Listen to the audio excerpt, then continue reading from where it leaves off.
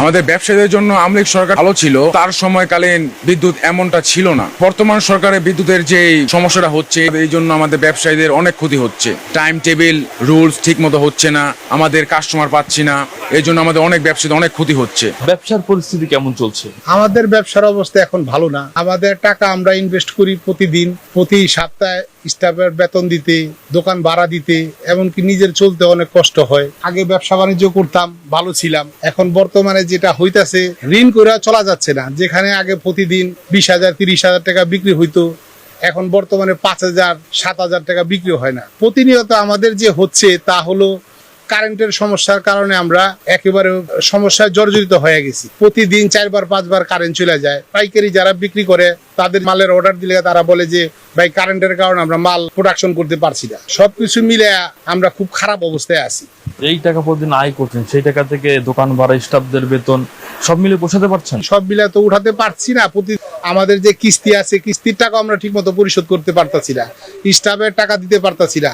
দোকান ভাড়া 10 তারিখে জমিদাররা হিসাব পয়সা থাকে, আমরা তাদের টাকা ঠিক মতো দিতে পারতাছি না। এখন যে আমরা যে সাংসারিক যে খরচ, এই টাকা আমাদের এই দোকান থেকে আর্ন করা হচ্ছে না।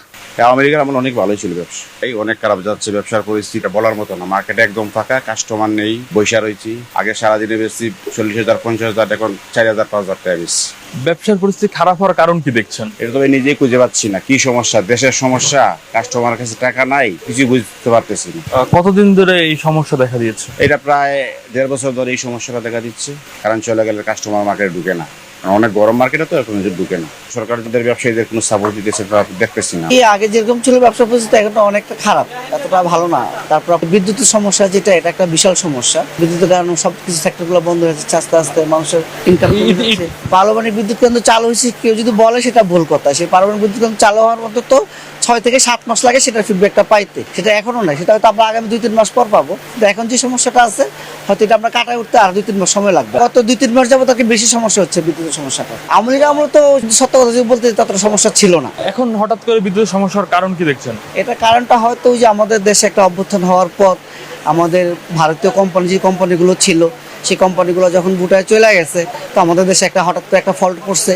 সেটা কাটার একটু সময় লাগবে আর কি, সেটা আমরাও বুঝি। বিগত আওয়ামী লীগ সরকার এবং বর্তমান বিএনপি সরকার, এই দুই মাঝে পার্থক্য কি দেখছেন?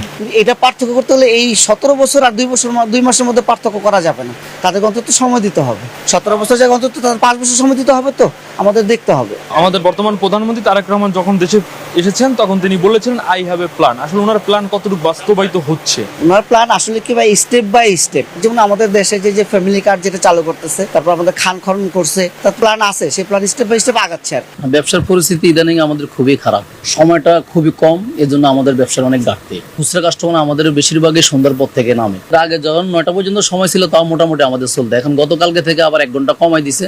এর জন্য আমাদের ব্যবসার পরিস্থিতি আরো দুর্বলের দিকে আমরা আশঙ্কা করতেছি। সকাল 11টায় খুলি, সন্ধ্যা 8টা যদি বন্ধ হয়, তাহলে আমাদের খুলতে 11টার টাইম দিলে খুলতে বাজে 12টা। আর আমাদের যে সময়টা বেচা কেনার টাইম, সন্ধ্যার পরে অনেক কর্মস্থল থেকে ফিরে এসে কেনাকাটার জন্য ঢুকে। দেখা যাচ্ছে আমি একটা জব করি বা আপনি একটা জব করলেন, ওখান থেকে ছুটির পরে আপনি কেনাকাটার জন্য আগ্রহ হয়। ওই সময়টাতে আপনার টাইমও শেষ আর আমাদের মার্কেট বন্ধর সময় শেষ, দুইটাই একসাথে হয়ে যায়। এই জন্য আমরা এই দিক থেকে আরো ক্ষতিগ্রস্ত। আর ইদানিং বিদ্যুতের জ্বালা যন্ত্রণায় আরো বেশি ক্ষতিগ্রস্ত। ঘন্টায় ঘন্টায় বিদ্যুৎ থাকে না, এই দিক দিয়ে আমরা খুবই পরেশানি ব্যবসা বাণিজ্য নিয়ে। আমাদের ব্যবসা পরিস্থিতি আগের থেকে যত দিন যায় তত অবনতি হইতে আছে। গ্যাসের সংকটের ব্যবসার অনেক প্রভাব হচ্ছে। আমাদের যে শিল্প কারখানাগুলো, বস্ত্রগুলো তৈরি হয়, ওটা তো গ্যাসের কারণেই অনেকগুলো পরিবর্তন হয়। কিন্তু এই জন্য ব্যবসায়ীদের অনেক ক্ষতিগ্রস্ত। অনেক মিল ফ্যাক্টরি গত 2 সপ্তাহ থেকে বন্ধ ছিল গ্যাসের সংকটের কারণে। বর্তমানে যে আমাদের সেতু মার্কেট যে ব্যবসা পরিস্থিতিটা খুবই ভালো বলা যায় না, মোটেও বলা যায় 100 থেকে আপনার 60% ভালো। বাইরের যে ফুডটা ছিল, আমাদের বিএনপি সরকার কারণে আমাদের ফুডটা উঠানো হয়েছে, এজন্য মোটামুটি কাস্টমারের একটু ভিড় পাচ্ছি, কিন্তু সকালে সেরকম কাস্টমার হচ্ছে না। আমাদের টাইম লিমিটটা কমে দেওয়ার কারণে আমাদের ব্যবসায় অনেক ক্ষতি হয়েছে। আমরা সরকারের কাছে একটা আবেদন করব যে আমাদের এই বিদ্যুৎ যাতে ভালোভাবে পাওয়া যায়। মার্কেট তাড়াতাড়ি বন্ধ হওয়ার কারণে আমাদের অনেকই ক্ষতি হয়, কাস্টমার পাচ্ছি না ঠিক মতো। বিদ্যুৎ সংকটের কারণ কি দেখছেন? এটা আমার মতে বলা যায় সম্পূর্ণ একটা সিন্ডিকেট। কারণ বর্তমান যে তেলের দাম, বিদ্যুতের, এগুলো বলা যায় সম্পূর্ণ একটা সিন্ডিকেট হয়ে গেছে এখন।